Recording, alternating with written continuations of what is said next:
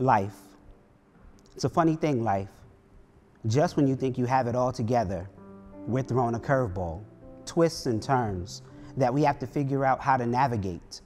We lean on our faith, we lean on our peers, we turn to our family members.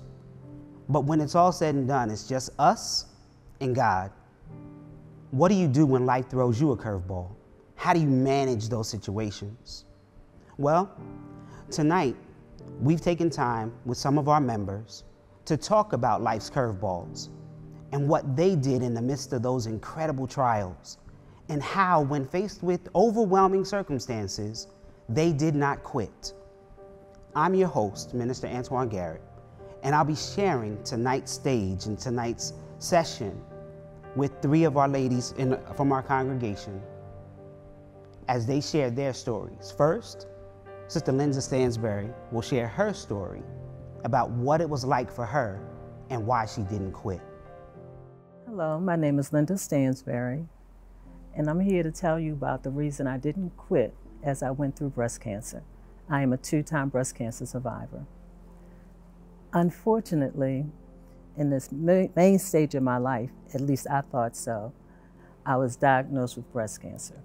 It was 2 weeks before my wedding, and I had to make a difficult decision. One was to change the wedding or not get married. I was undecided about everything. I just started a new job, a new position in the job, and I had to work through that as well. At that moment, I was just totally confused on any direction or what direction to take.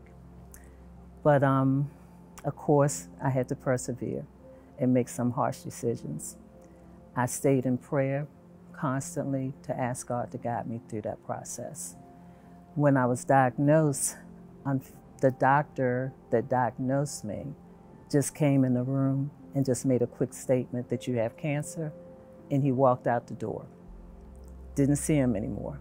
His nurse came in maybe half an hour later and told me she wanted to set up another appointment because she had not cleared my margins. I knew nothing about cancer, let alone what the word margin meant. So sitting there, just amazed at how they would tell somebody something like that and not explain anything. So yes, I cried for maybe an hour or so, sitting in my car, because I didn't have any direction. Called a friend of mine, and they directed me to Baltimore City Health Department. The person there I knew, and he told me to call to Mercy Hospital and talk to the director there for breast cancer. They immediately took my phone number, looked up the doctor's records that worked on me previously, and explained some things to me that they could see on my chart, which the first doctor did not do. So believe me, I didn't hesitate to never see him again and to stay with Mercy at that particular time. It still didn't bring me a lot of comfort, but at least I had a small understanding of what breast cancer meant, because I really didn't understand that whole process. Just taking a shower, feeling it not, I'm thinking, oh, this is just gonna go away. And it did not after maybe a month or so. I did decide to proceed with the wedding because the doctor explained to me, he said, Linda, it's not gonna grow that much faster than it already has. If that's what you wanna move forward with, that's what you're going to do. And you're going on your honeymoon and relax. Now, it's no way possible I was gonna relax after something like that. But we did proceed with the ceremony. It was at my house, which made me feel a little comfortable. And when we went on our honeymoon, we actually took almost my whole family because they were so upset about the diagnosis as well.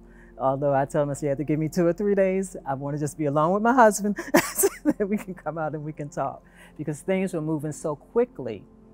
No real sound decisions could be made, which I find not good when you're going through that type of diagnosis, because you're not sure if you're making good decisions or bad decisions. You're just trying to overthink everything because you're just living in fear at that moment.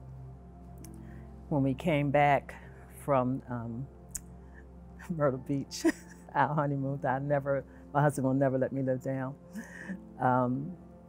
I decided to go with a second surgery, of course, because they had to clear the margins, which simply means if they found cancer, you have to go at least 1 inch out away from that cancer to make sure that no cells have dropped or it hasn't metastasized. And that's the only way they could figure that out. We did the process, and luckily it had not metastasized, and he did clear the rest of the margins. That was just the beginning of the process, though, because now I had to decide if I wanted to do another lumpectomy, which is what was done previously, or do a mastectomy. That was difficult because I'm a fresh newlywed, and I knew that it was going to take some type of effect probably on our relationship. At least that's how I felt, because I'm feeling so insecure at this point, because you just don't know what it's going to bring. So I did move forward with the mastectomy on my right side. The doctor didn't really suggest it, but my fear drove me. And that's why I stayed with the scripture, God does not give us a spirit of fear, because I was allowing so much fear to drive me into places I shouldn't have been.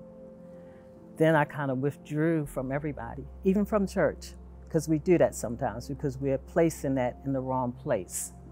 But my dad, I was his caregiver at that time, and he was the member here. Although I was attending another church, my father was here, and he insisted, you are not staying home.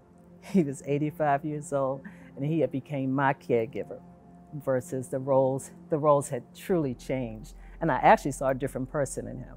So every Sunday he got up and he was like, you ready to go? Because he couldn't drive. So it made me keep going. It just made me go. And I had no regrets. I ended up joining. And Pastor remembered me from going through some other things with, not going through things, I'm sorry, the marriage ministry. We were in marriage ministry going through counseling. So we sat down and we talked to him about some things. So when I would come to church, I would actually kind of slouch down in the chair, not wanting to be bothered, not wanting to be seen, just in my own space. Because bald head, I just didn't know how to handle that. My attitude was bad, you know, in all honesty. My whole world changed. So I just didn't know how to take that on. I did go through a little bit of counsel, but it still wasn't as fulfilling. But what I think that pushed me the most was I joined discipleship. That meant that I had to keep my head in the Word. So I knew where my strength lies and where God was going to take me with this. I knew that He had it. And I had to keep that in the back of my head every time I wanted to give up. I had to just push and say, there's something more for me. Maybe I'm going to go through this for this moment, but I know that there's something more for me. I had to focus on my daughter, who was about 12 years old. So I wanted to make sure that she got through college. You know, you start coming up with all these reasons. Well, God, wait a minute, I had this to do. God, can you help me through that? Just get me through this part. And that was my focus at that time. So I went through all of the surgeries, probably around that time, maybe 7, because I did something called deep flap, where they kind of cut your stomach open and move your fat to make your breasts. After we finished that process, then you go through more surgery just to kind of put everything back together. Well, I was all excited, and I went back to the doctor for my next appointment, and I was diagnosed with my other breast. Probably, I know for a fact, that was worse than the first time, because you think you're finally finished and it's over with. And I just rode home saying, God, what is this? You know, what are you trying to tell me? I just don't know where to go from here. But I did know one thing for sure, that He was taking me through it. And He was taking me through it without hesitation and without allowing me to get but so far down in it. So by me going through discipleship, it kept my mind off of me overthinking every little thing. My finger hurt, my toe hurt, is that cancer, is that cancer? And he would give me other things to do. I stayed with the marriage ministry for a while, trying to help people through their other things. I joined the cancer ministry. And all of this just took my focus off of me. So sometimes when you're so stuck on yourself and not really giving your life up the way Christ would have you to do it to help other people when going through their struggles, you just stay in a bad place. So I wanted to get out of that negative thought, and I had to persevere. I went through the second breast cancer, not as smooth as the first, but it was okay.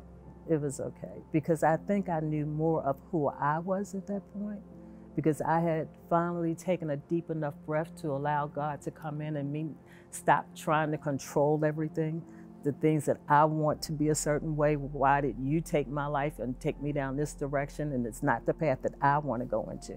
But sometimes it's not all about the path we want to go into. Maybe God has something bigger for you. And that's what I found out probably in the end, by me being a caregiver most of my life, helping other people. It's almost as if I had to learn that experience just to be more and to do more, so that I could have a better understanding of where my position was or where my talent lied within the realm of things when it comes to loving Christ and doing work for Him, because that's the basis of where we should be all the time. I don't feel as though there was anything that I was doing wrong other than not eating right. I don't blame anything like that on God with what happened to you under a lot of stress. And we all know all those are some of the things that happen to you to get you ill. So it was just me focusing on where I really had to be within myself, loving myself, bringing my self-esteem back up, fighting every day. And you can fight every day even if you don't have a disease. It's a struggle. And we just have to learn how to take the ball in our hand and say, what do we want? You know, where's God taking us? And you have to hold on to his hand and let Him guide you, go down that path, and not be so afraid, because fear drives us into too many places that we should not be in. I think that's it. I've been living free now from cancer for 10 years, maybe a few more. No, actually 20 years, because I was diagnosed in 40. And I'm very excited about that. Have not had any other incidents with cancer. I love the new direction I've taken. I've retired, got away from some of that stress.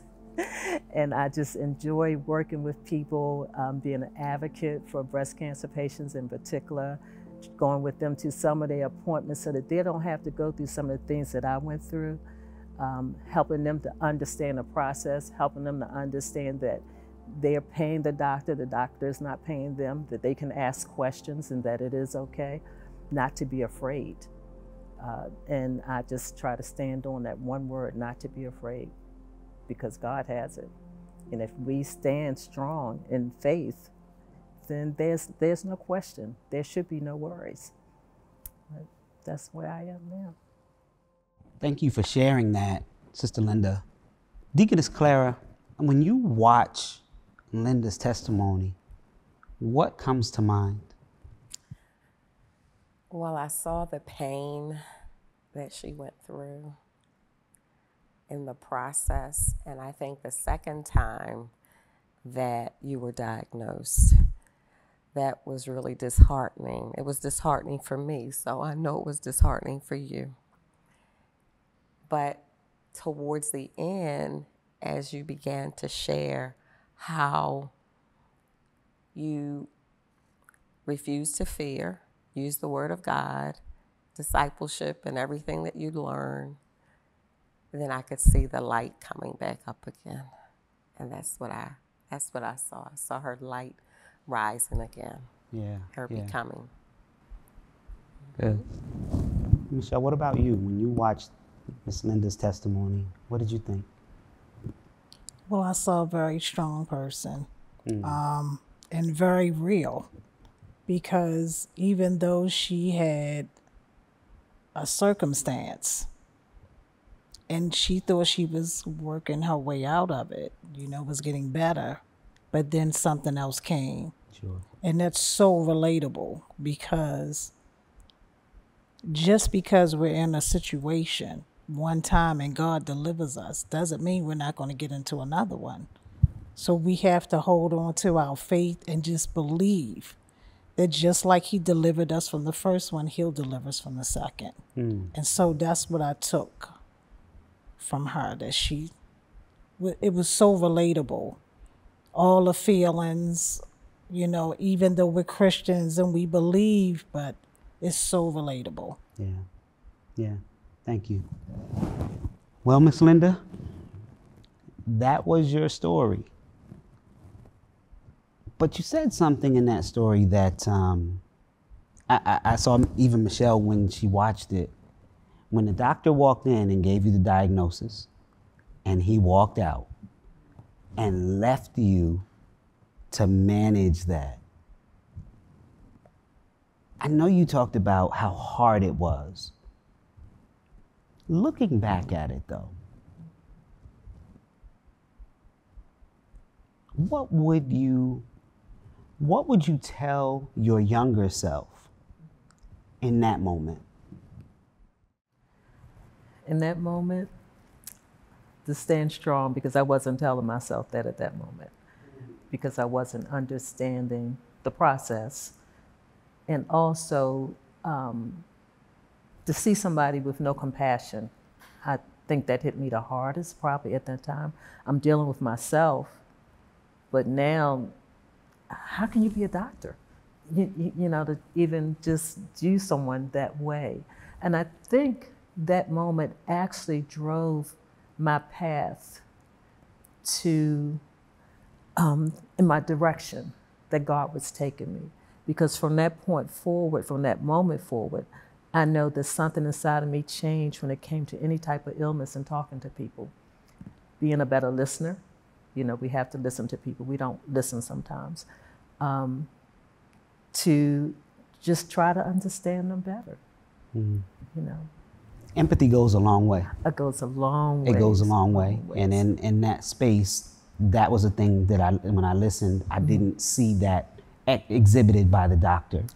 No. But you also said, go ahead, sorry, go ahead. No.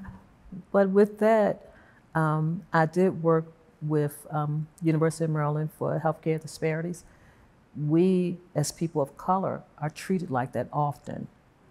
And that's one of the things I also address when I'm talking to different people, because doctors sometimes, when they see us, they don't feel as though we feel the pain, or think that we're just we're overdoing it, or some dramas with us or something, sure, as if we're supposed to just accept whatever's thrown at us and it's okay.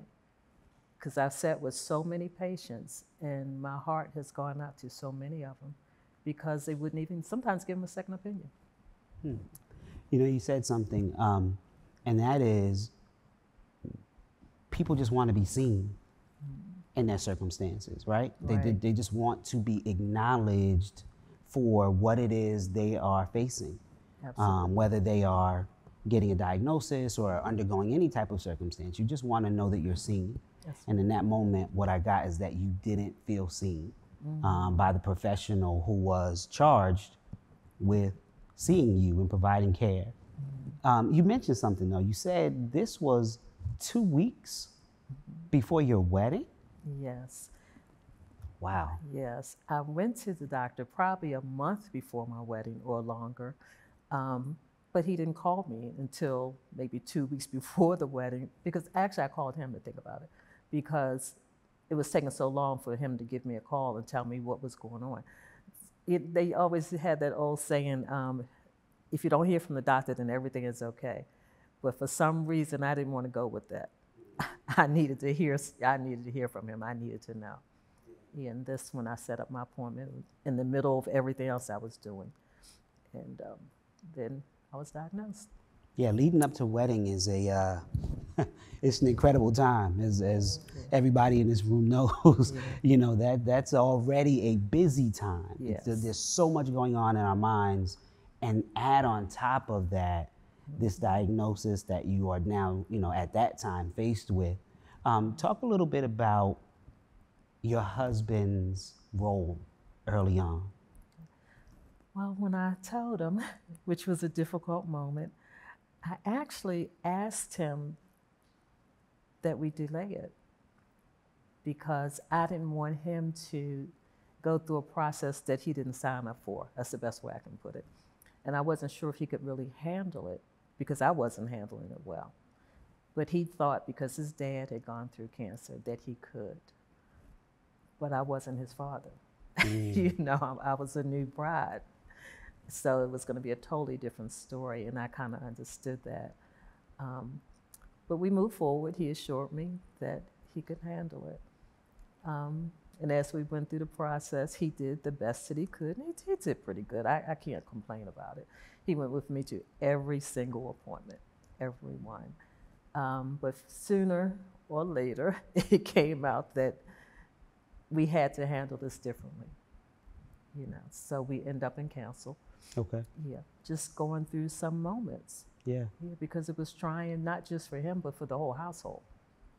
Everybody's taking on new roles now. So it was a new life for everybody.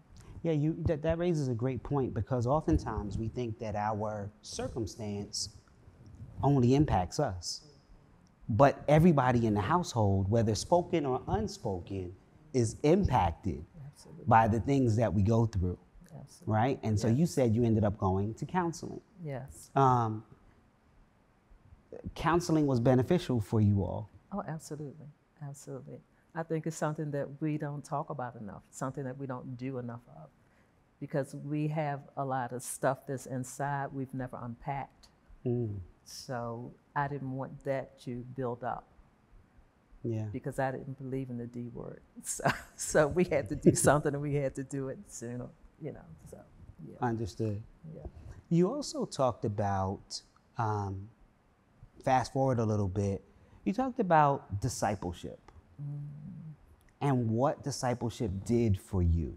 Yeah. Discipleship, for those who are not aware, is a 3-year process here at New Psalmist that members can decide to enroll in to strengthen their relationship with God and to understand more about their relationship with Jesus Christ. And so we often say that, you know, anything and everything that could happen will happen during your discipleship journey. Yes. Talk a little bit about your discipleship sisters or your discipleship class and what that support was like for you. It was awesome. I've never actually joined anything in my life, no groups. I'm just not a fan of joining things like that. So the doctor told me, when you go through chemo, for one thing, you're going to be very forgetful. So you need to write down just about everything you did. And I said, I rebuke that in the name of the Lord and Savior. Discipleship class came up, and my daughter joined it. Actually, Greg joined it, my husband, you know, we all joined it together. And we would come to class reciting our verses on our way to church, and we made it fun. So it changed my entire life. I think especially we did a book at that time called Experiencing God. And man, did I experience God. I look back at some of the pictures, which he showed me I had never seen a few weeks ago. And God was all in it. He was actually just directing me step by step and providing all the resources that I needed. He said, oh, you upset today? Here's a scripture for you. You know? So it was the girls there, the young ladies that we were in the program together with, they all supported me. And it was funny because when I was diagnosed the second time, I knew, but I didn't tell them because I just didn't want to. But maybe the last week, we did a little presentation, and my teacher looked at me. She said, it's bad. She knew. She said she just felt it, that she knew. And they all prayed for me, and we stayed connected. We still are. Awesome. Yeah, we still are. Yeah. You said you didn't want to tell them. Yeah. Why? I find that with not just me, but a lot of cancer patients, unfortunately, it's a misnomer in our community when it comes to cancer. And you kind of feel like an outsider, like people don't understand, or people start treating you differently. They talk to you differently. Oh, poor thing, and all of us try to kind of step away from that. Treat me the way you've always treated me. I'm already going through enough. I need your heart right now. You know who I am. Keep me in that place.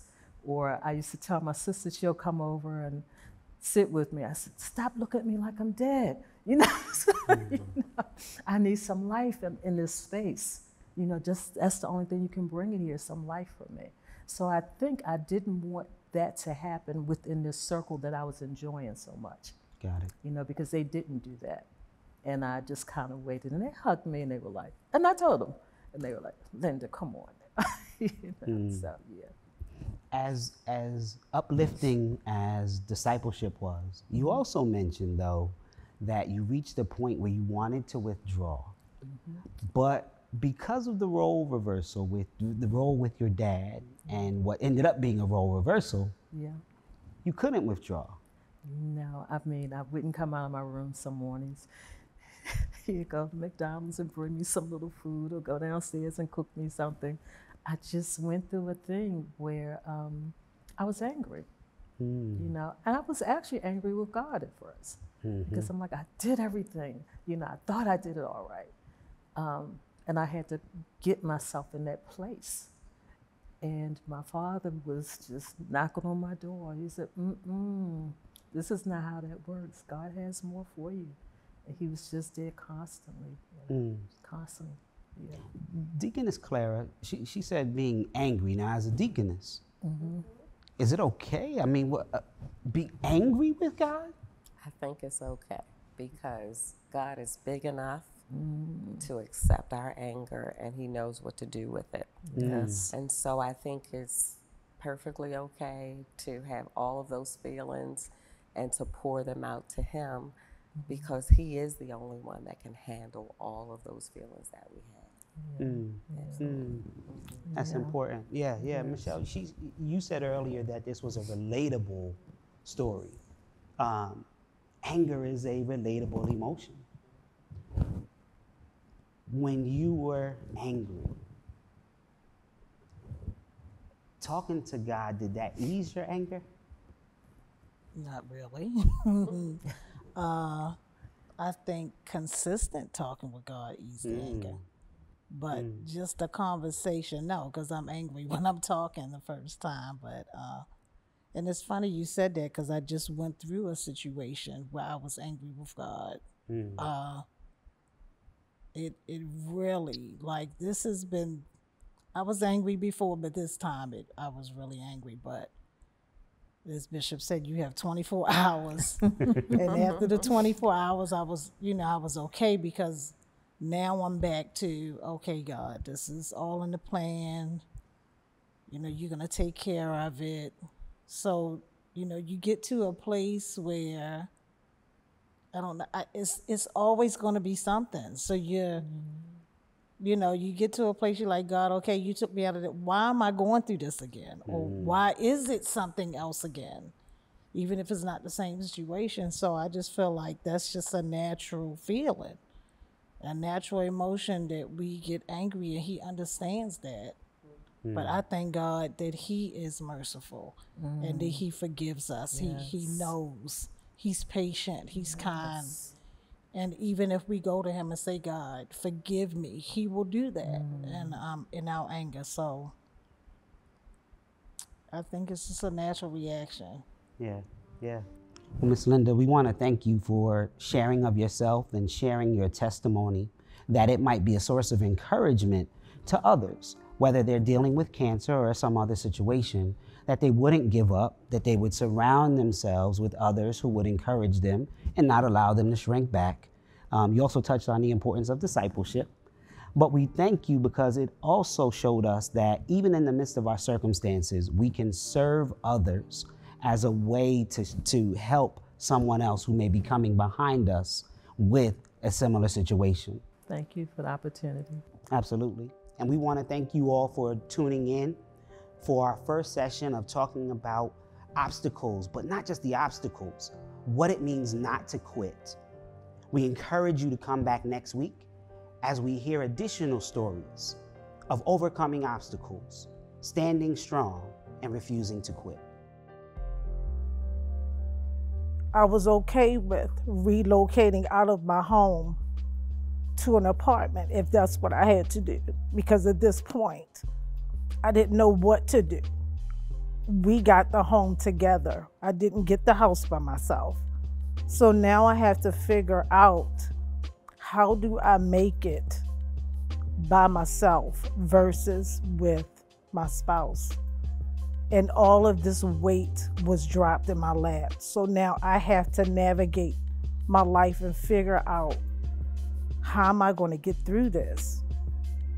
And yes, it seems easy to say, well, Michelle, you work and you do this and you do that. But when you're used to being with someone and that rug's pulled from underneath of you, now you're in survival mode again. So days were long, like I said. Nights were scary because my protection was gone. But I had God.